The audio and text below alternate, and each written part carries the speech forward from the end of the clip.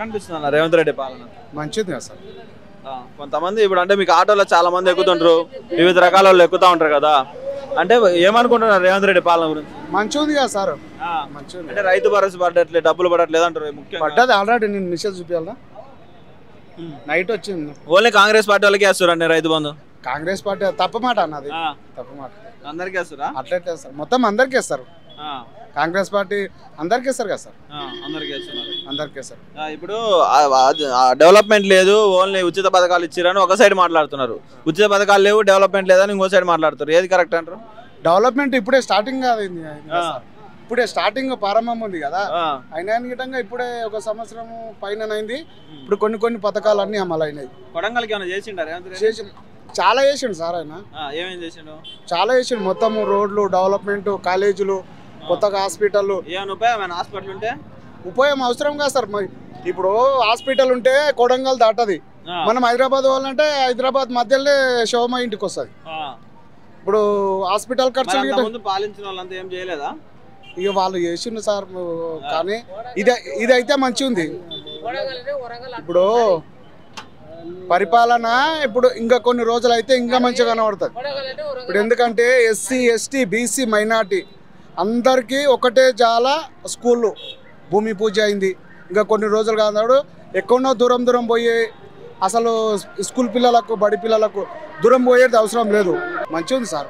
గెలుస్తారు అయితే మళ్ళీ సార్ కొడంగల్? ఎప్పుడైనా కొడంగల్లో ఎప్పుడైనా రేవంత్ రెడ్డి సీఎం. అంతేనా? ఎప్పుడైనా రేవంత్ రెడ్డి. కాదన్న ఇప్పుడు అందుబాటులో ఉండట్లేదు కదా సీఎం అయిన తర్వాత మీ నియోజకవర్గం? అందుబాటులో అంటే ఉన్నాడు కదా, తిరుపతి రెడ్డి సార్ ఉన్నాడు. పలుకుతాడు తిరుపతి రెడ్డి సార్? పలుకుతా, అందరు కలుస్తారు. పల్లెటూరు ఊళ్ళోకి వచ్చినప్పుడు అందరు కలుస్తారు సార్, అందరు కలుస్తారు.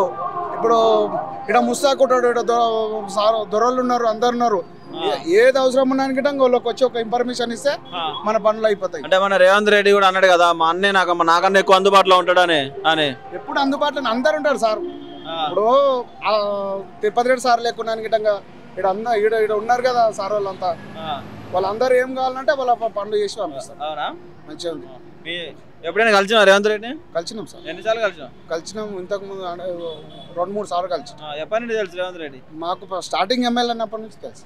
అంతమంది జడ్పీటీసీ ఉన్నప్పుడు అనుకున్నారు అసలు సీఎం అవుతారని? అప్పుడు అంత అనుకోలేము, సార్. ఇప్పుడు 50,000 ఓట్లతో ఓడగొడతా అంటున్నాడు, మరి ఏమంటారు? వాళ్ళ మాటలు వాళ్ళు అట్లే చెప్పుకుంటారు సార్. వాళ్ళు చెప్పుకుంటారు ఎవరో కానీ. ఇప్పుడు పోయిన మీనికి నేను గెలుస్తాను అనుకుంటాం, నేను గెలుస్తాను, గెలిచేటోళ్ళే గెలుస్తారు. అంతే, కష్టపడేటోళ్ళే గెలుస్తారు. పైకి తెచ్చి ప్రభుత్వాన్ని ఏర్పాటు చేసిండు. ఆయనకు రాగానే ఆడ ఏమున్నది, మన తెలంగాణలో హైదరాబాద్ నుంచి రాబడి ఉన్నదని ఉన్నది. ఆ రాబడి అంతా అప్పులకే అవుతున్నది కదా. ఆయన కూడా సుధరాయించుకొని ఆయన 4 ఏళ్ళు అయిన తర్వాత మనము ఒక మాట ఆడాలి సీఎంని. ఎట్లా ఆడాలి? నువ్వేం చేయలేవురా బాబు, నీకు ఏం ఓట్లా అని చెప్పాలి. 1 ఇయర్లోనే మనిషిని దుష్మన్ చేయకూడదు.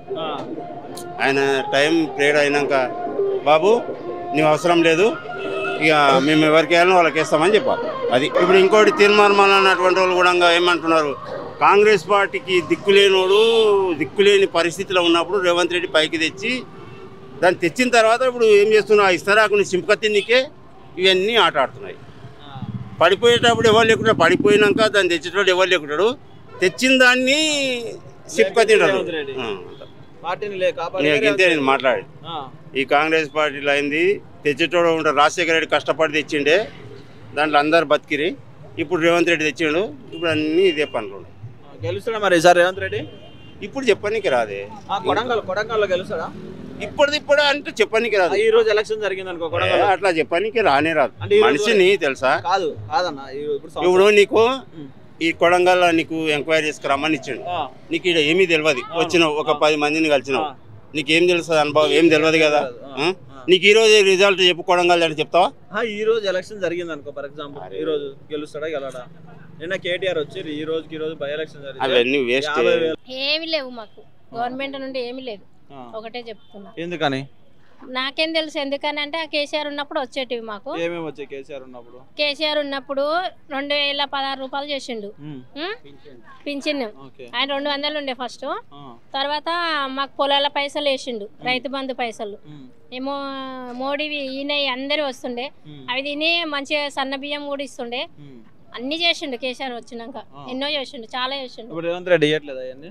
ఏడున్నాయి 7,500 ఇస్తాడు, ఏడున్నాయి మరి పింఛన్, ఏడున్నాయి రైతు బంధువులకు పైసలు ఇస్తామన్నా, ఏడున్నాయి ఇండ్లు ఇస్తామన్నాడు, ఏడున్నాయి కేసీఆర్ ఇచ్చేటి ఇండ్లు కూడా ఇస్తలేడుగా. ఫ్రీ బస్ ఇస్తే అయిపోతుందా? ఆ ఫ్రీ బస్ ఎవరికి బేకే 500 అయింది, మేము 950 రూపాయలు కడుతున్నాం ఇంకా హైదరాబాద్ లో. అకౌంట్లో లేవు, ఏడలేవు, చెప్పడానికే కానీ చేయడానికి ఏం లేదు సార్. ఎవరికన్నా చెప్పుకోండి, ఏ టీవీలో అయినా కనియండి, నేను ఉన్నది చెప్పేస్తున్నా అంతే.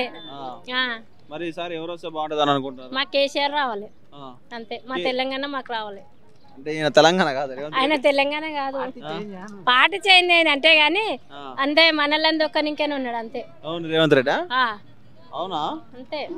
ఈసారి గెలుస్తారా రేవంత్ రెడ్డి? నాకు తెలియదు సార్, లోకానికి తెలియాలి. ఫ్రీ బస్ వస్తే అయిపోతుందా? సగంలో పైసలు పెట్టి మొగోళ్ళకి ఎంత ఆడోళ్ళకి ఎంత సగం సగం తక్కువ చేసినా సమానం పెట్టేది ఉండే. ఊరికి అట్లా ఊరికి ఇట్లా ఆడోళ్ళతోనే గెలవలే కదా, లేడీస్ తోనే గెలవలే కదా. బాయ్ లేని లేడీస్ ఎక్కడ ముందరకు వస్తారు చెప్పు? అంతే కదా. ఇప్పుడు వాళ్ళకి టికెట్లు, ఇప్పుడు మీరేమో టికెట్ లేకుండా కూర్చుంటుంటారు, వాళ్ళు టికెట్ తీసుకొని నిలబడాలి. అవును, అసలు ఆడోళ్ళు అయితే బరువు మొయ్యలేడు కదా, బరువు ఎత్తుకొని అయితే లేడీస్ పోలేరు కదా. ఫ్రీ బస్ అనగా టెంగటెంగ ఏరి పోరు కదా, పోతున్నారు అంటున్నారు కదా చాలా మంది. పొయ్యి ఏం చేస్తుండ్రు? బరువు వచ్చినోడు వెనక పడితే ముందర ఆడేది పోయి ఏం చేస్తుంది చెప్పు? అంతే. తీసేయలే, సమానంగా చేయాలి, బాయ్లకు లేడీస్ కు సమానం చేయాలి అంతే.